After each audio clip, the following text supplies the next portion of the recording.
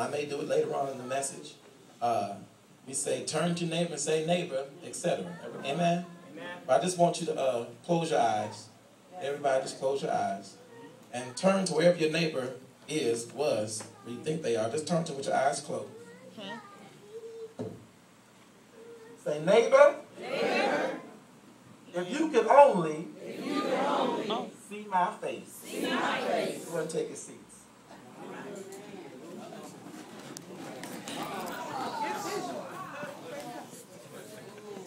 The face tells the truth.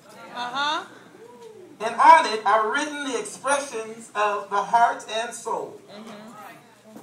Although we may be able to disguise the true intent of our heart by wearing a mask of false and misleading emotion, the truth will eventually come out. Come on.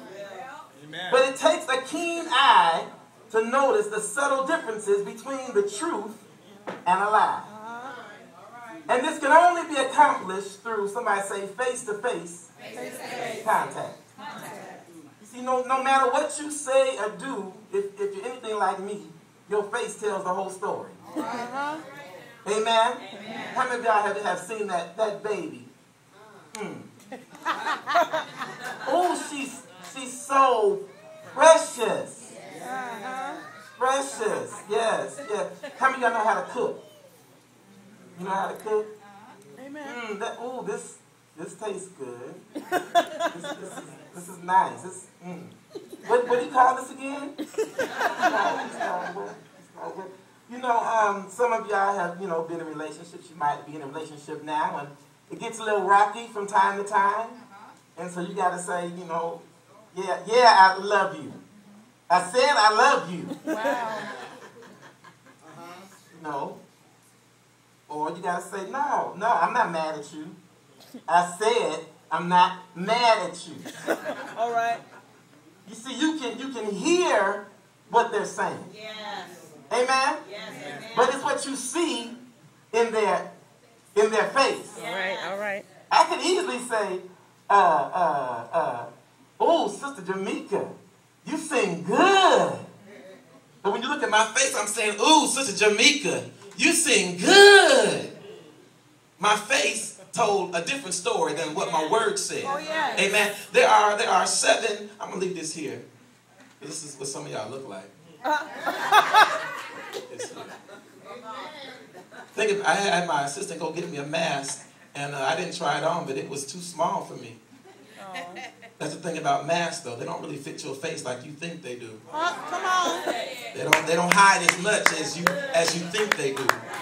There are 7 basic facial expressions: the expression of anger, expression of fear, sadness, surprise, happiness, contempt, and disgust. And you can tell what the true intent of a person's heart is by not listening to the words that they say, but looking at their face. Now, if somebody is genuinely happy, I had to look this up. There's a difference between, I heard Brother Dim say, a real friend and a fake friend. Oh, yeah. A real friend or a real smile uses 2 muscle groups. The zygo. You go ahead, Doc. I got somebody know what I'm talking about. The zygomatic major. The zygomatic major is the muscle that causes your lips to pull up. You know this one, what's your name? Andrea? The orbicularis oculi. Excuse me, orbicularis oculi. Fix it. These are the muscles that cause your cheeks to rise up and your eye sockets to crinkle up. You see, now a fake smile, it don't take all that. No, not at all. All right. And anybody that has been around me long enough knows I got a couple of those.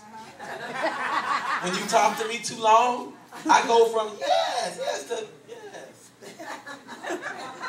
To you can tell if I'm really interested in what you got to say to me by the expression of my face. Yes. Amen? Amen. You can tell if I'm really receiving and happy to hear what you got to say by the expression of my face. Amen? Amen. So we all have fake smiles.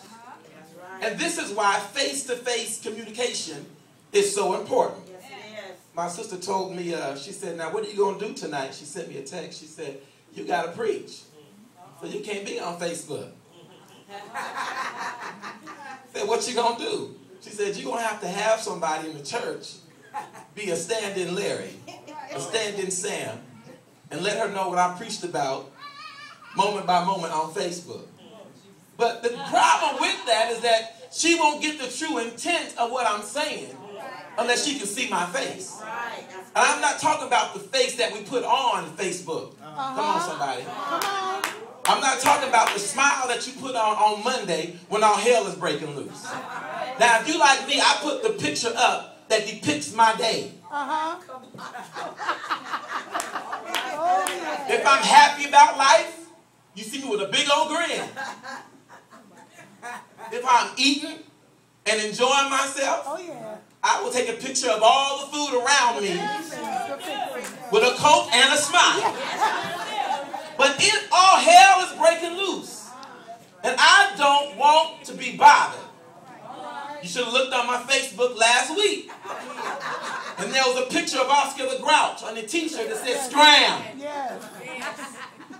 And just in case you didn't get what the picture said, I put in a little sub-caption or whatever that said, I don't know what I said. Leave me alone. Get out of my face.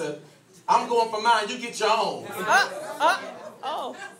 But I think scram, the picture of scram pretty much said it all. So we now use text messaging, and we got email, and we got, some of us still use the telephone. These are easy, quick ways of communicating our message to somebody else. They're also very impersonal. They're methods of relaying our message without attaching your true feelings to it. You can send a text without feeling vulnerable. Yeah, y'all saying like y'all never did it. How many of y'all have told somebody off in a text? I need some amens in the house. Or somebody just needs to be dealt with, so you send them one of them good texts. Y'all not with me. I'm talking about the asterisk, question mark, forward slash. Y'all know what that means. Don't sleep. You can send that without fear of retaliation. What they gonna do? They can't do nothing but send some words back. You can send that without any type of judgment or criticism or rejection or even a debate. You can simply ignore them. You can read what they're saying or just push ignore. It gives us a sense of safety. We can filter what we will and will not accept. You can, how many of y'all have been like me? You've been talking to a friend on the phone and they just so excited about what they talking about. But in your spirit, you said, if they could only see my face. Amen. Y'all know what I'm saying? Or maybe somebody called you, they trying to let you really have it. And you trying to be, godly. You trying to, hold your peace and let the Lord fight your battle. But in your sprite, you're saying, if they could only see my face. You give them a backhand with a look.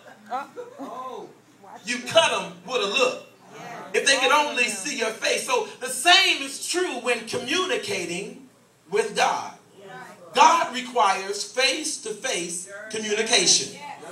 Matthew chapter 15 verse 8 says, this people draw nigh unto me with their mouth, but their heart is far from it. In our praise and our worship, we can say, God, I love you. God, I adore you. But it's just a lot of times a bunch of lip service.